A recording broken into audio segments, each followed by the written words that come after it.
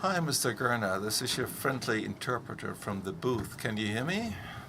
Let's see. I think you can hear me. Good. So it seems to work.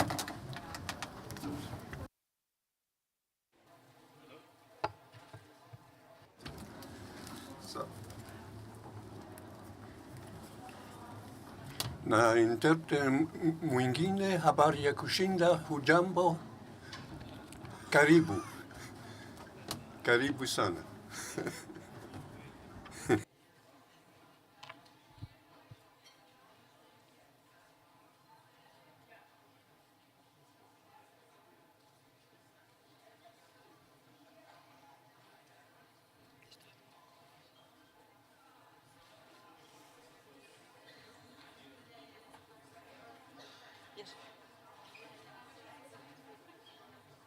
Wir starten, oder?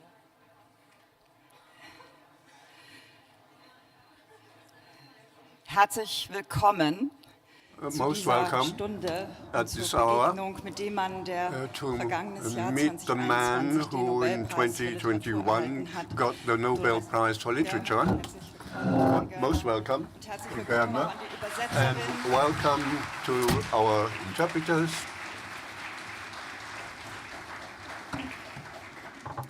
Herzlich willkommen auch an Eva Bonné.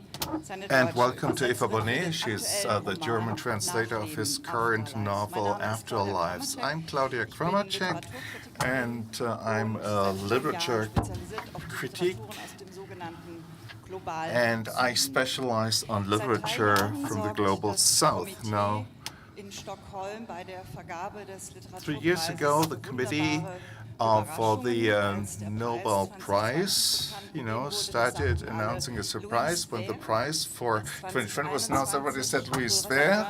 And when Abdulrazak Gurnah won the prize, everybody said, Abdulrazak who? And first of all, it was difficult to reach him. Mr. Gurnah, it's 1 year ago, but what was it like when the special call came, when you got the message? Do you somehow count on getting the prize? You were not really on the shortlist, were you? Hi, everybody. No, I didn't expect or know anything about it at all.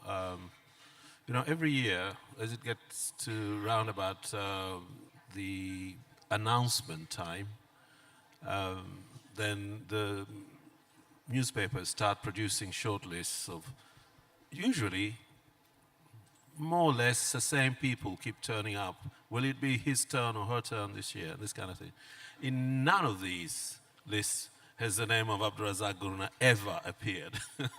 So why should I imagine that I was in the running? It never occurred to me. I was just going about my business. I didn't even know that the announcement date was then or something like that. I just had a rough idea.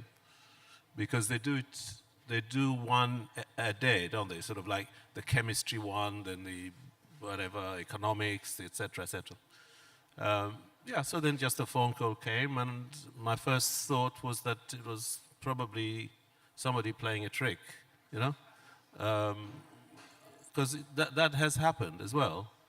That people write, writers, somebody calls and says, etc., and then it's very painful, I would have thought. But anyway, I wasn't expecting it, so it was just a nice surprise.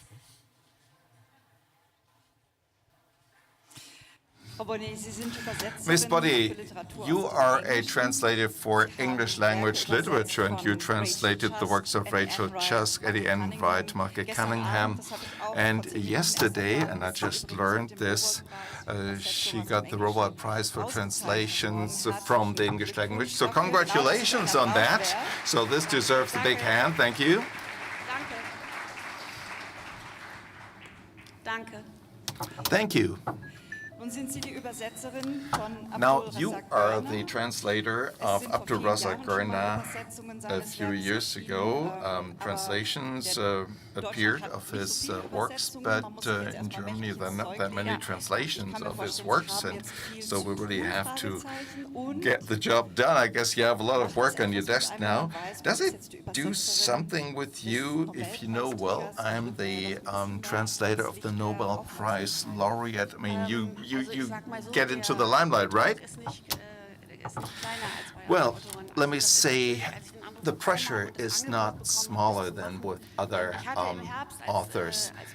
In the autumn, when it became known that he would get the Nobel Prize, I was wondering, well, who is going to translate him? Maybe an older colleague. And then just before Christmas, I got the call, and I was asked to do this translation. And I felt really great, you know. And, you know, I had enough time for the research and getting prepared, but still, time, you know, got scarce because I really tried to do a little more research than usual because I wanted to be sure of what I was doing because the pressure was greater than usual. But it was not much fun because it's a great book. Mr. Gurnah, so far you've written, you wrote 10 novels. Afterlives appeared in 2020. That's the 10th novel of yours. The first one appeared in 1987. Memory of Departure was the title. And at the time you were living in England, and you moved there either at the age of 18 or 20. I found both ages. You fled your home country as a young man, the former Sultanate of Zanzibar, today part of Tanzania, because a very bloody independence war was going on there. And in England, your career has been very steep as a liberal arts professor. You're a retired professor of post-colonial literature, and with your first novel, Memory of Departure, until today, in all of your novels, you always return to East Africa, to Tanzania. Either the protagonists live there, come from there, or the location of your stories is there. What does East Africa or Tanzania mean to you as a writer? Well, Zanzibar, you mean? Yeah, it means home. That's what it means.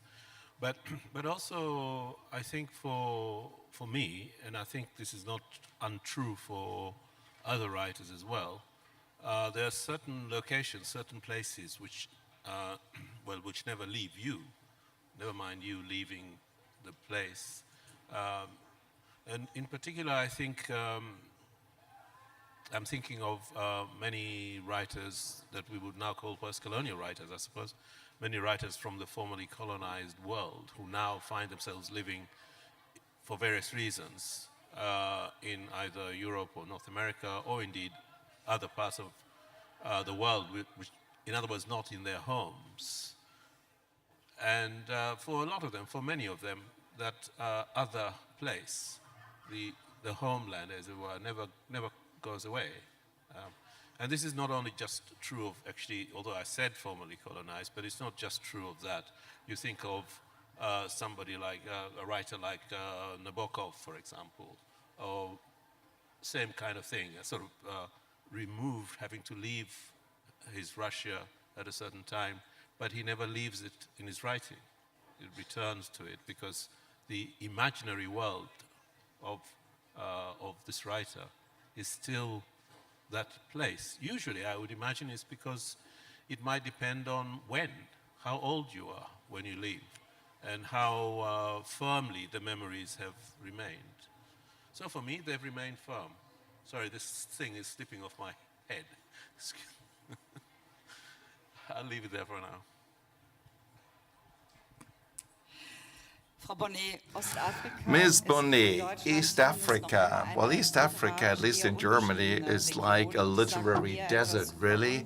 And that says a lot more about us and our literary market and our perception.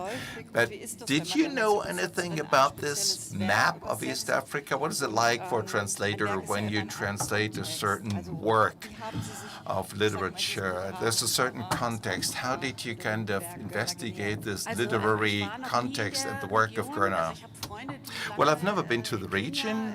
I had friends who lived in Kenya for a long time, and I was able to bombard them with practical questions. You know, they go to Kenya a lot and to Zanzibar too, because it's a holiday spot, really. And as for myself, I've never been there before, and I must say that I read something from Winfried Schweikam, German Colonial History, published by Reklam. That's really interesting. I went to a German high school, and in history, I learned that the colonies, you know, Germany was not really a colonial power after all, and, you know, negligible, really, and it wasn't all that bad. So basically, I discovered this German East African inheritance or legacy through this book, and I was shocked. I thought, how come that we never heard about it at high school? Well, Afterlives leads us right into this East Africa at a time when East Africa, after 1885, became a German colony, and the novel is set in a nameless small coastal town. And during the transition period from German to British colonial rule, and at the center there are three young East Africans, two men, Elias and Hamza, and a woman, Afia. And the lives of these three East Africans will intersect, and these three lives are strongly and dramatically shaped by German colonial rule. Now, the first surprise happens when you start reading the novel. It starts with an Indian. And this paragraph I would like to hear. And we wanted Abdulrazak Gurnah to read the English paragraph first, but there was a communication problem. So if anybody has an English copy, give it to us. Oh, wow. Oh, here we go. Would you mind to borrow it? Thank you so much. Okay.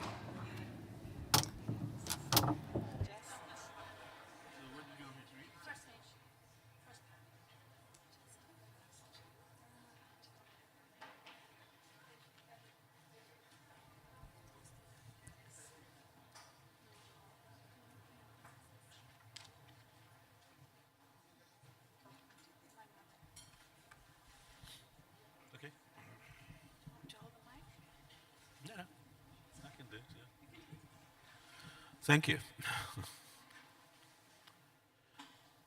So this is the opening. Khalifa was 26 years old when he met the merchant Amur Biashara. At the time, he was working for a small private bank owned by two Gujarati brothers. The Indian-run private banks were the only ones that had dealings with local merchants and accommodated themselves to their ways of doing business. The big banks wanted business run by paperwork and securities and guarantees, which did not always suit local merchants who worked on networks and associations invisible to the naked eye. The brothers employed Khalifa because he was related to them on his father's side. Perhaps related was too strong a word, but his father was from Gujarat too, and in some instances that was relation enough. His mother was a countrywoman.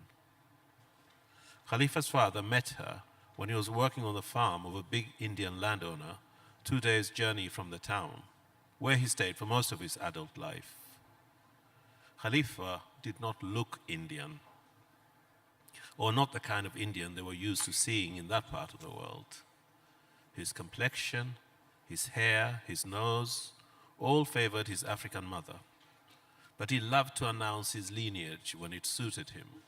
Yes, yes, my father was an Indian. I don't look it, eh? He married my mother and stayed loyal to her. Some Indian men play around with African women until they're ready to send for an Indian wife and then abandon them. My father never left my mother.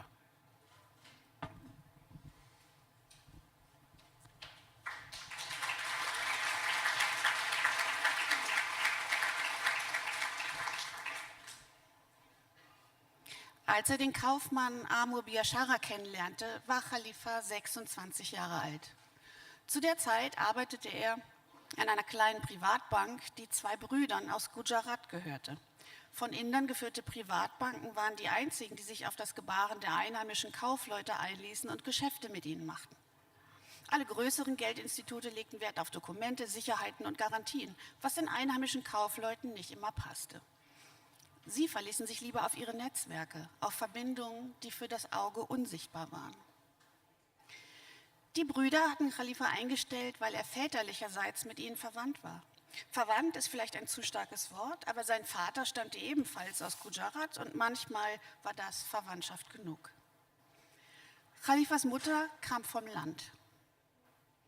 Sein Vater hatte sie bei der Arbeit auf der Farm eines indischen Großgrundbesitzers kennengelernt, 2 Tagesreisen von der Stadt entfernt, in der er fast sein gesamtes Erwachsenenleben verbracht hatte. Khalifa sah nicht wie ein Inder aus, beziehungsweise nicht wie jene Inder, die man in diesem Teil der Welt zu sehen gewohnt war, denn Haut, Haare und Nase hatte er von seiner afrikanischen Mutter geerbt. Aber wenn es ihm gelegen kam, berief er sich gern auf seine Abstammung. Ja doch, mein Vater war Inder. Sieht man mir gar nicht an, was? Er hat meine Mutter geheiratet und war ihr immer treu. Manche Inder vergnügen sich mit Afrikanerinnen, die sie dann, sobald sie für eine indische Ehefrau bereit sind, einfach sitzen lassen. Aber mein Vater ist immer bei meiner Mutter geblieben.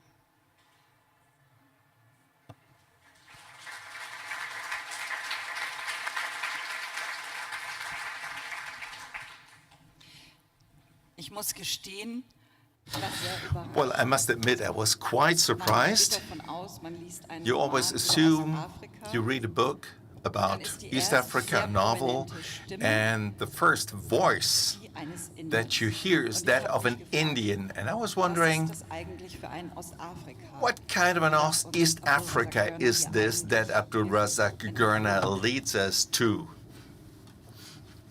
That's perhaps because he's not an Indian. His father was an Indian.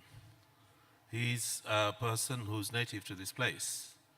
In any case, you have to understand something about the history of, or an ongoing history of the Indian Ocean world, as it were, that people for centuries have been traveling back and forth between the East African coast and South Arabia and the Gulf, India, even further afield than that. So it's centuries of cultural exchange, of languages, and of people's lives. So it's not such a big surprise that you have somebody whose parents are maybe an Indian and an African or other kinds of combinations. In fact, sometimes people don't know anymore what was what and who was who, grandfather, whatever, grandmother, and it's just surprising. So, I mean, to take a small example, that the president before last, I can't remember, but anyway, his mother was an Indian too. I don't know what the current president's mother is, but probably it's not straightforward. So that part of the world, our part of the world is like that. People are quite mixed. Ich habe in einer Besprechungen gelesen. Now, das zum Beispiel in one review Rezension of hat your mir novel, Ihnen you ist know, es the wichtiger, reviewer dieses multikulturelle figured that it's very Afrika important for you immer to wieder in portray this Erinnerung multicultural zu East rufen und Africa wieder and to lebendig zu remind us machen, of it and anstatt to breathe stärker über fresh den life into it Kolonialismus zu instead of sprechen, weil das auch immer so ein speaking bisschen so ein much about dominantes Thema colonialism, ist und man because vergisst dabei, colonialism is really a dass dominant Ostafrika topic, eben and einen you ganz tend to eigenen forget Charakter hat. that East Africa had its own richness. Yes, it's important for many of us for me certainly, to keep remembering and reminding others too that there is a kind of reductive or simplified narrative of what, well, not only what our part of Africa is made up of, but other parts of Africa as well. You know, we have to understand, it's important to me, and I think important to many people, to be aware and to understand the complexity of Africa. In our part of the world, as I say, you know, there is this connection with other cultures, other countries across that Indian Ocean, which have sustained themselves, these connections, for centuries and continue to do so.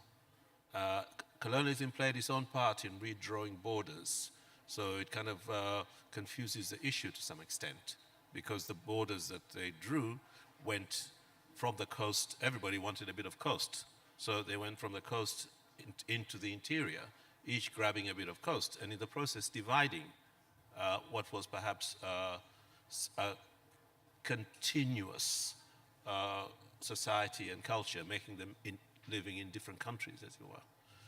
And then the other aspect of that is then they become minorities in these huge states that have now appeared. And to some extent, this then distorts the possibility of continuing to live a certain life, because now the nation means something different from what was there before. But it still continues, nonetheless.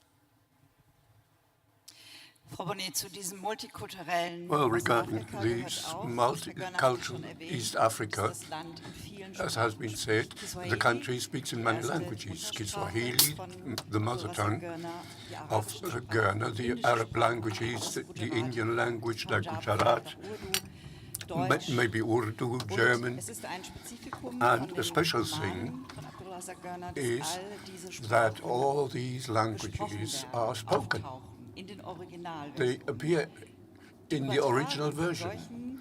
The transmittance from this multilingual situation is a challenge for each and every translator.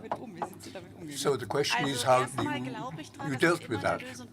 Well, first I think that there's always a solution. You just need to look for it, and maybe you have to apply some trick somewhere. In this context, it was a dual difficulty, because the text sets something. It's not an English text, but then it appears in Kiswahili. Then there are the Arab influences, which I just left. It becomes more difficult when the English language comes into play, or the German language. If in the German language it's even more difficult, well, just with English, you just turn it round. And at some spots, I really had to become inventive a bit. At one spot, two characters talk to one another, and one says to the other one, 1, 2, 3. What does that mean in German? So what can I do with it? And then the answer comes in German. I cannot write a German sentence twice. So 1, 2, 3, and then the answer, well, and I have the sentence. What was your solution? I have it here. Just listen to the original, please. Mögest du mit vielen Kindern gesegnet sein. Shall be blessed with many children. So I thought how to resolve this. So I just took the original language and wrote it in Kiswahili. I don't speak it, but I tried. With Google Translate I did it. And then I talked to a native speaker to ask whether it was correct. No. I lost my book. Nein, auf jeden Fall. Anyway, Aber das hat also, the hour of truth. Mein Wunsch war, My wish was dass Sie das lesen und for überhaupt nicht you merken, wo hier das to read Problem it war. and not realize what the problem was. And I succeeded at this point. And then Eva Bonné, well, maybe you read in Kiswahili, please.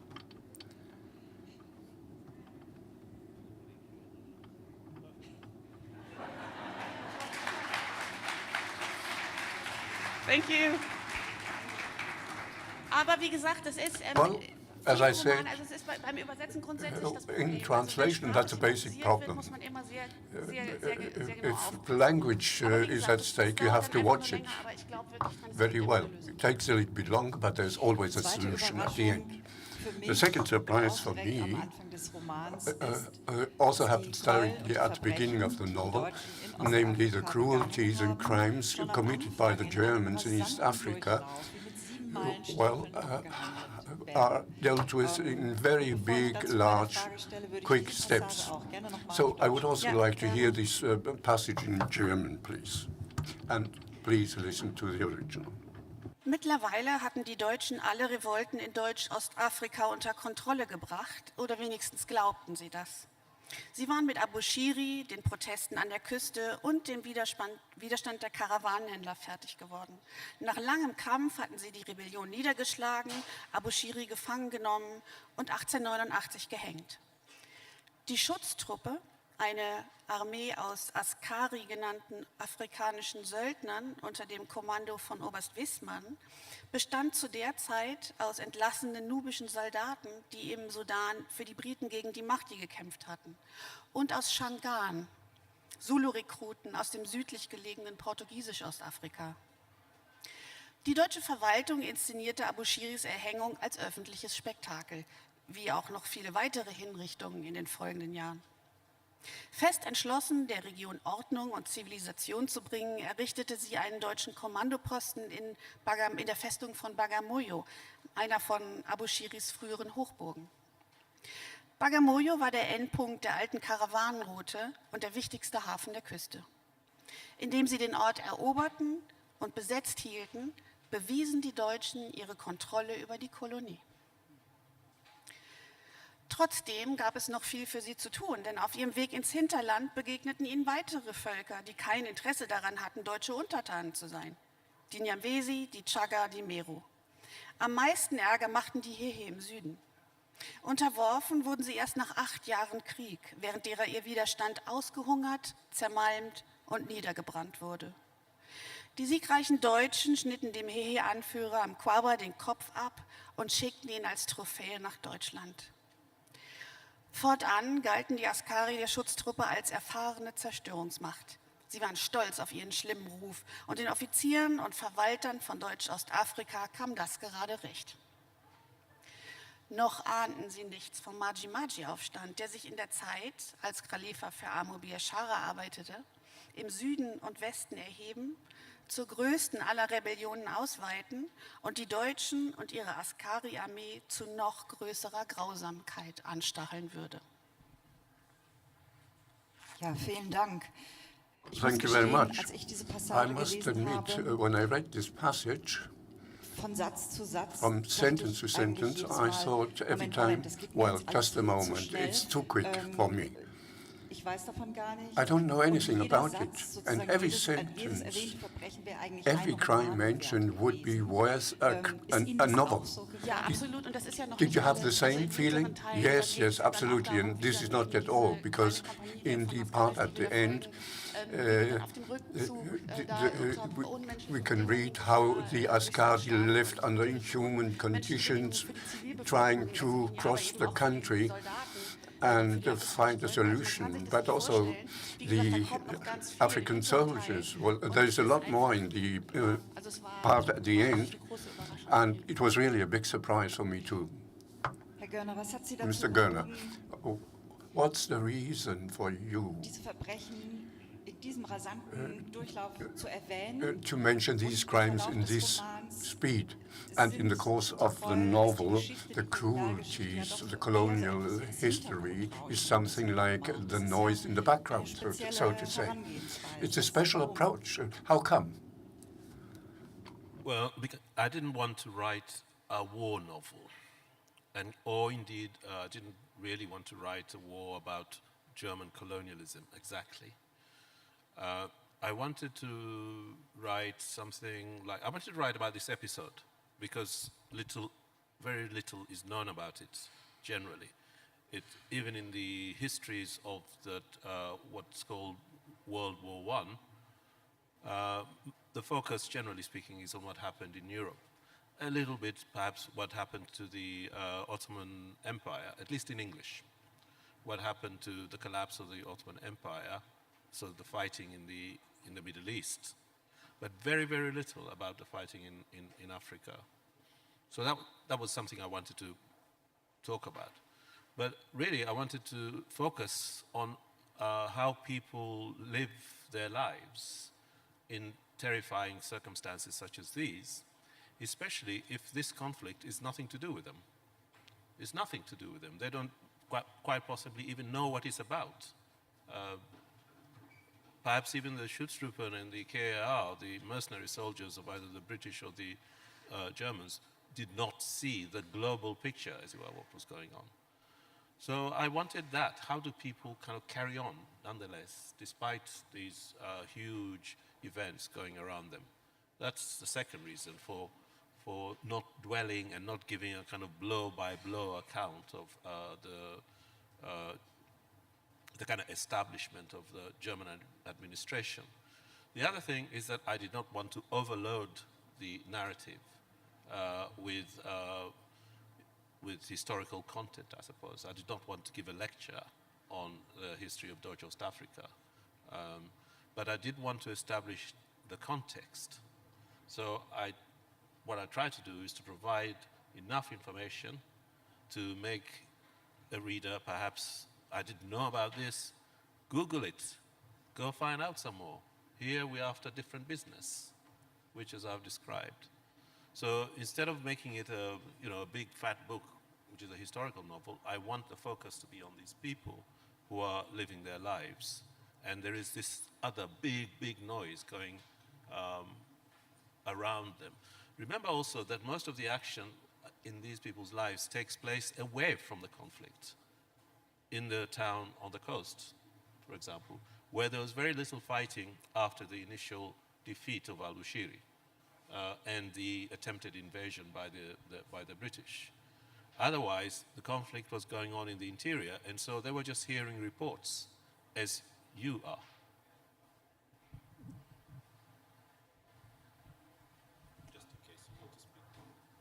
Es ist ja auch ein großer Liebesroman. Well, it's also a great novel about life. Das machen Sie in vielen And Romanen. Das ist tatsächlich das you're doing this in many novels, describing the everyday life, so-called banal life of the people being put in the foreground.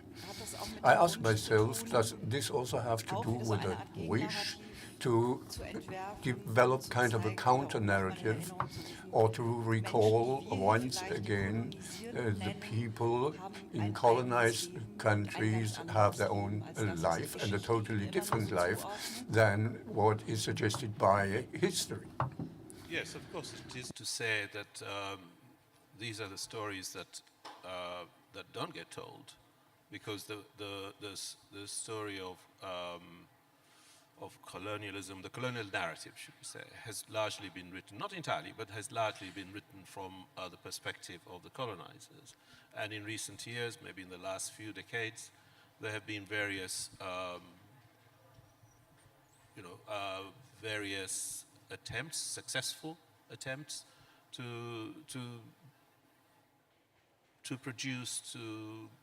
give the other perspective, as it were, to see what it was like, what it felt like, to understand what it was like from the other point of view. That's one thing. The other thing that's also important is that, in a way, both the colonial narrative and to some extent the narrative that came afterwards are both incomplete, are both simplifying and reductive in a way, because quite a number of the, certainly in Africa, in African states, quite a number of the post-colonial, post-independence governments simply took over the colonial narrative as well as colonial institutions and so on, and just continued talking in the same way, except maybe with a slight reversal of who is now the boss. But the stories, the small people's stories, the kind of down there, the base as it were, these stories were still being erased or being forgotten and whatever. So it's important to not allow this erasure to take place.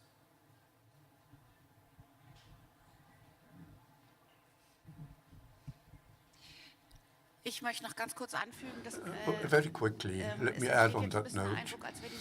Maybe it gives the impression that the book is very cruel. It is cruel at many points, but it also goes down into scenes, for example, in a joinery, talking about the individuals, and the dialogues are sometimes very strange and funny. So it's not only about the large historical context, but human togetherness, full of humor at many points. Ich möchte trotzdem Well, nochmal auf das Thema let me come back to the German colonial power. Dieser einen sehr ungeschönten Spiel vor. Man begreift wirklich, Put a dass mirror vieles to it, brutaler and we war, can understand that many things were much more brutal than in the British colonial power. And the Germans are never only brutal, but they are brutal and good. They use the whip, but they also share the works of Heine and Schiller. This ambivalence was almost unbearable. How did you feel, and how do you get the access to Gurnah against this backdrop? Well, I also asked myself, how come that the Germans are faring so well in this sense? Well, you wanted me to be tougher? Can I come back on that issue of... I wanted to say that even agents of cruelty, shall we say, or ideologically cruel operations, like war, it could be something else, are sometimes divided.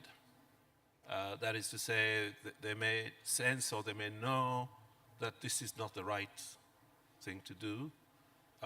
Maybe they may not fully admit it, or they may not be strong enough to say, right, I'm not doing this. So if you have an officer in a colonial army, and he does have this kind of division I'm talking about, what is he likely to do? Well, of course, he's going to continue to be divided, and he cannot refuse. He would be treacherous to his position, to his society, etc., etc. But maybe he can do some acts of kindness. And maybe every now and then he kind of reprimands himself for these acts of kindness and does another act of cruelty, just to demonstrate to his colleagues that, look, I'm not a sucker for this. I'm just as tough as you. So this is a kind of division that I was interested in showing. And his desire, this is the officer's desire, to teach the young man Hamza German, begins as a kind of comedy. I'm going to teach him to Germans so well that he'll be able to read Schiller, he says to his colleagues. But this he could not have meant seriously. It's like me saying to somebody who doesn't speak English at all, I'm going to teach you English so that you can read Shakespeare. It takes years to get to that point because the language is difficult, it's different, etc. As well as you have to learn how to read literature. But, in fact, the young man does. And he leaves him the Schiller volume. So yeah, there are good things that people do, but my point is not whether it's Germans or not, it's that people are capable both of division and of generosity. And literature belongs to everybody.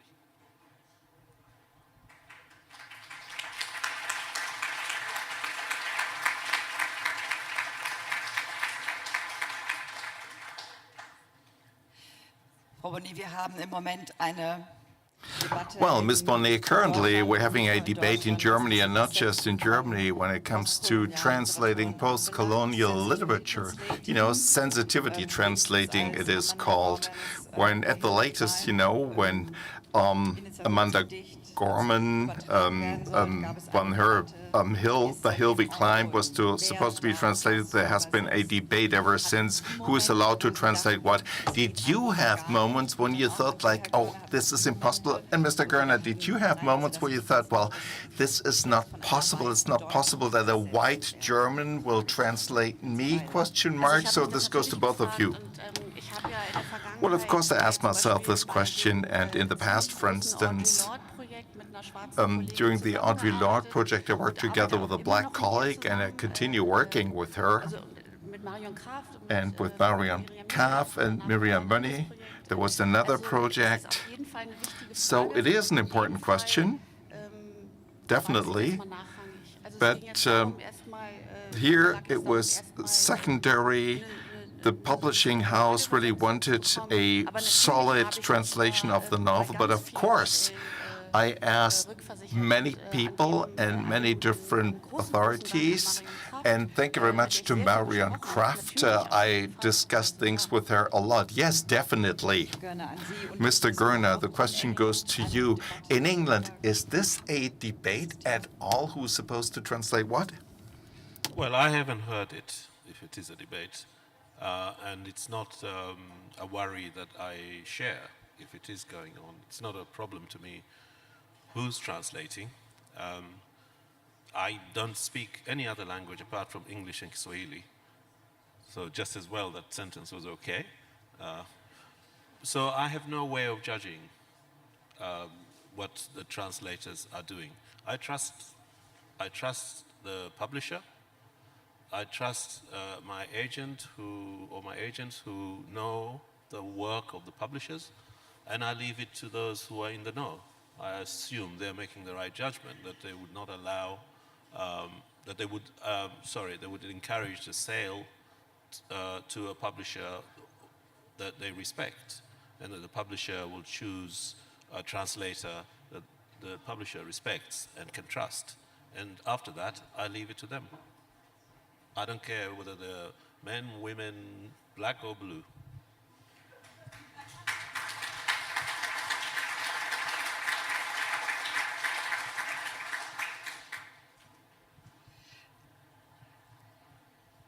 Ich habe mich eigentlich jetzt, wenn ich Ihnen zugehört habe, die Now, ganze Zeit actually, gefragt, when I ob listened to jemand, you, den I was ich, wondering ich if weiß nicht, somebody, fragen not würde, me, gerne but I mal know hören such würden. Sind Sie denn questions jetzt like to ein come about, you know. englischer Autor oder sind Sie ein Are you an afrikanischer English author Autor? or an Werden ja immer African gerne author? vorgenommen, People auch like im to Buchmarkt. kind of Wie stehen Sie assign dazu? certain characteristics in the book Oder market. sagen Sie, What do you think about this? Where would you localize yourself, or would you say you're somewhere in between? Do I look English?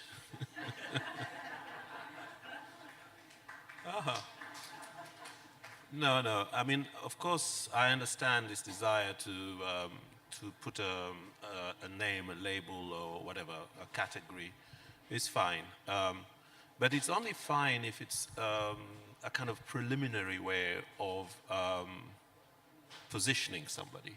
So it wouldn't do any harm for somebody, for us to say of somebody, he's a Colombian writer, say, or he's a Brazilian writer or something like that. In fact, that doesn't actually tell you such a great deal, because both Colombia and Brazil have very mixed populations. So it doesn't really tell you very much about anything except the geographical place, perhaps, where this person works. If it helps, I'm obviously an African writer. I come from Africa, and I write about where I come from quite a lot, although not exclusively. I don't object to being described as a British-based African writer, or even a British writer. I don't object. I've lived quite a long time there. I mean, I don't know how useful these labels or these kinds of definitions are. I do know it's important to me that I'm able to say I come from Africa and I'm an African writer. For the other more elaborations, whatever. I don't have a problem. I mean, if somebody, of course, were to describe me as a South American writer, I would just say, no, I don't think so. But, you know, the other ones, so long as they kind of approach the reality, as it were, of my life and my work and so on, it's all right. I don't worry. Kehren wir zum Schluss wirklich Now, noch mal at the end, zu let's Nachleben. go back to Afterlives. Am Ende führt At uns die the end, Lebensgeschichte the von story Elias of unter Elias, anderem auch ins Nazi-Deutschland. Und sie takes us to betonen Nazi Germany. in diesem Roman, und das nicht zum ersten Mal, And in this in ihrem novel, Werk and not auch for the eine first time in your work, you Kontinuität vom create deutschen a Kolonialismus zum Verbrechen der continuity Nazizeit. from German colonialism to the crimes of the Nazis. And Achille Bember in Black Reason wrote a lot about this. So what do you think? What is this kind of red thread? Why do you convey this to German readers, or to readers in general? I wanted to bring the story, as it were, closer to our time. So that it's not simply that period, 1914, and it finishes in 1918. I wanted it to come forward. And my way of doing this was to have the other figure whom we haven't talked about today. We talked a little bit about Hamza and maybe I mentioned Afia, but there's another man called Elias, who was the brother of Afia. And in the case of Elias, he disappeared after the war, and nobody knew where he'd gone. And so his absence is also important. Where is he? What's he doing? And so on. So all the various kind of anxieties that appear within the family. So in bringing this forward, I was following the true life story of a man called Bayoumi Hussein, or Hüsen in German, of course. So if you want to know a little bit more about him, you can just go Google Hüsen and you'll probably read about him. But I came across this story in the midst of the writing. And his story is that he was a Schutztruppe who was injured during the fighting, taken prisoner, eventually released, and eventually he made his way to Germany, which is what he wanted to do. He loved Germans, and he loved Germany, and he wanted the Germans to return so that they could have the colony back, which is also what the National Socialists wanted.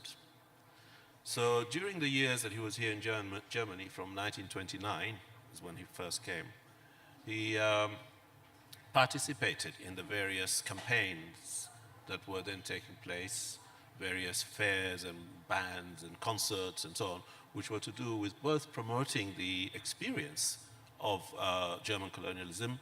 They were good, they did good things, they were loved, etc. And here he is. And so he will be part of this demonstration of how the people in Deutschland, Africa, still want the Germans to return. And he would appear in the Schutztruppen uniform, etc. And there's one very powerful photograph, which I describe in the novel, of Bayoumi Hussein standing on one side of the stage, a huge swastika behind, a young man in a lederhosen standing in front of a microphone, presumably either singing or giving some kind of recitation. And over there, on the other side of the stage, a brown shirt, the uniform and the cap and so on. So, so he was participating, in other words, in this campaign to promote recolonization. He had married a German woman already, he had 3 children with this woman, but I'll stop there. You want to know what happens to him? Okay, you got 2 choices. You can go Google Hussein, or you can read the book.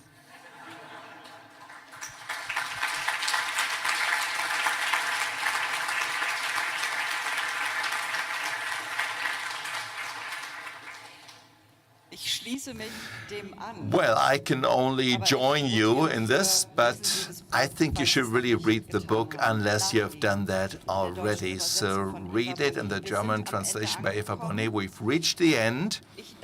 And first of all, I'd like to thank Volker Breithauer, who was the interpreter. Thank you. And Günther Brenner, thank you. Danke an Eva Bonné und vor allem Thank you to Eva Bonné, and thank you to Abdulrazak Gurnah, and we look forward to all of the other books that we will see from him and read from him that will be translated.